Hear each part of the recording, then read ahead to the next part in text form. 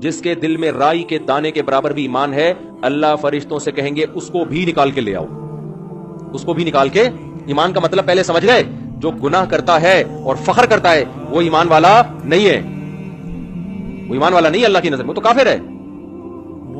تو حدیث میں آتا ہے، بہت اہم حدیث ہے، خوب غور سے سنیں،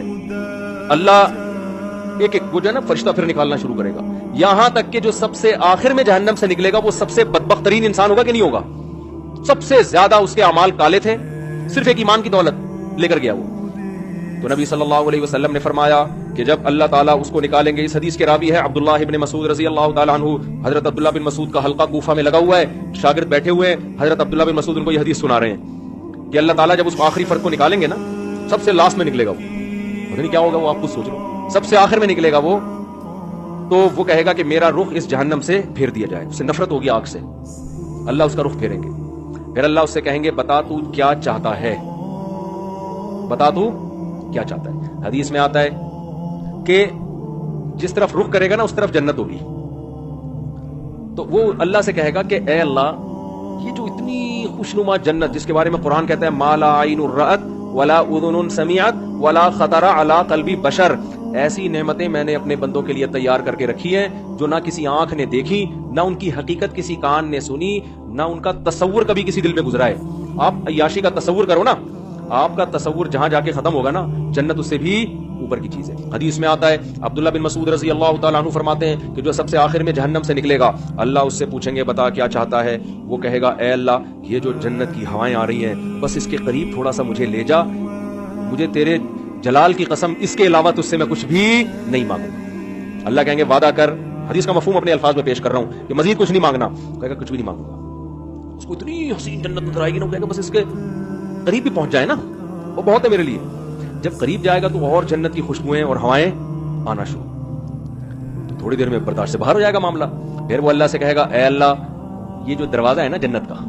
بس یہاں تک پہنچا دے۔ اللہ کہے گا تو نے مجھ سے وعدہ کیا تھا مزید کچھ نہیں مانگوں گا، کہے گا اللہ میں نے وعدہ تو کیا تھا، بس یہ میرا سچی مچی کا وعدہ ہے، یہاں تک پہنچا دے، اس کے بعد میں تجھ سے کچھ بھی نہیں۔ غالباً حدیث میں آتا ہے ایک درخت اللہ جنت کا لگائیں گے باہر،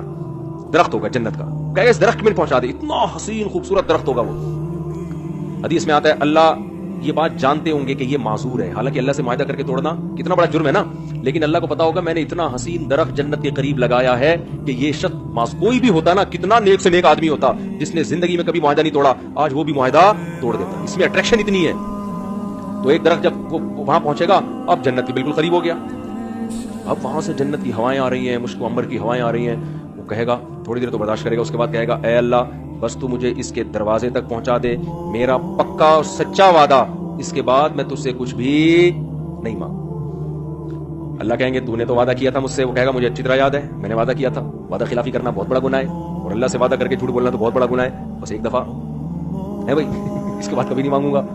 حدیث میں آتا ہے اللہ جانتے ہوں گے کہ یہ معذور ہے، کوئی بھی اس کی جگہ ہوتا تو جنت میں اٹریکشن اتنی ہے، دروازے پہ پہنچ جائے گا، اب تو اور قریب ہو گیا نا، تو وہ کہے گا اے اللہ اندر داخل کر دے، پکا وعدہ، اس کے بعد میں تجھ سے کچھ بھی بولو نہیں مانگوں گا۔ اللہ کہے گا تو نے وعدہ کیا تھا، کہے گا وعدہ کیا تھا، اب میں بالکل سچی مچی کا وعدہ کر رہا ہوں، بالکل پکا ڈھکا وعدہ کر رہا ہوں، اس کے بعد کچھ نہیں مانگوں گا۔ حدیث کا آخر میں الفاظ یہ ہیں کہ جب اللہ اس کو جنت میں داخل کر دے گا نا، تو وہ جب اندر جا کے دیکھے گا او بھئی ایسے دودھ کی نہریں، شراب کی نہریں، ہورے، کراچی کے لونڈے لپاڑوں کو تو ایک ہوری دکھا دو نا کافی ہے ان کے لیے، اور یہ تم گٹکے کھا رہے ہو نا، ہور تو دور کی بات، دنیا کی عورتوں کے قابل نہیں بچو گے تم۔ تو حدیث میں آتا ہے جب وہ جنت کے اندر جائے گا نا، اتنی حسین جنت، اتنی خوبصورت جنت کہ وہ اللہ سے کہے گا کہ اللہ تو اللہ ہو کے میرے ساتھ مذاق کر رہا ہے، یعنی اس کو تصور ہی نہیں ہوگا نا کہ اللہ مجھے اتنی خوبصورت جنت میں داخل کر سکتا ہے، یہ تو ممکن ہی نہیں ہے کہ یار اتنے میں کہاں اور یہ اتنی خوبصورت جنت عیش و عشرت والی کہاں۔ عبداللہ بن مسعود رضی اللہ تعالی عنہ انہوں نے جب یہ حدیث سنائی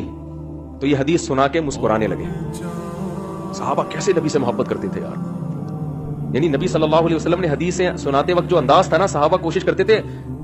پیغمبر کا قول سناتے ہوئے ہمارا انداز بھی وہی ہو جائے۔ عبداللہ بن مسعود یہ حدیث سنا کر مسکرائے اور اپنے شاگردوں سے پوچھا، پوچھتے نہیں ہو کہ میں مسکرا کیوں رہا ہوں؟ شاگردوں نے کہا بتائیے آپ کیوں مسکرا رہے ہیں؟ انہوں نے کہا کہ نبی صلی اللہ علیہ وسلم نے جب یہ بات ہمیں سنائی نا کہ وہ شخص اللہ سے کہے گا اے اللہ تو اللہ ہو کے مجھ سے مذاق کر رہے ہیں بھائی تو جب یہ بات نبی نے سنائی تھی تو نبی بھی مسکرائے تھے، اور مسکرانے کے بعد نبی نے ہم سے پوچھا تھا کہ پوچھتے نہیں ہو میں مسکراتا کیوں؟ ہم نے پوچھا تھا کہ یا رسول اللہ آپ بتائیے کہ آپ کیوں مسکرا رہے ہیں؟ تو نبی صلی اللہ علیہ وسلم نے فرمایا کہ جب بندہ اللہ سے یہ کہے گا نا اللہ تو اللہ ہو کے میرے سے مذاق کر رہا ہے، تو اللہ بھی بندے کی یہ بات سن کے مسکرائے گا. سمجھ رہے ہو؟ اللہ اس پہ گستاخی کا فتویٰ نہیں لگائے گا. گستاخ اللہ کو پتا ہے اس کی اندر کی حالت کیا ہے، اندر کی حالت کیا ہے. پھر اللہ اسے کہیں گے یہ ایک ہے اس جیسی 10 گنا بڑی جنت میں نے تجھے دی ہے.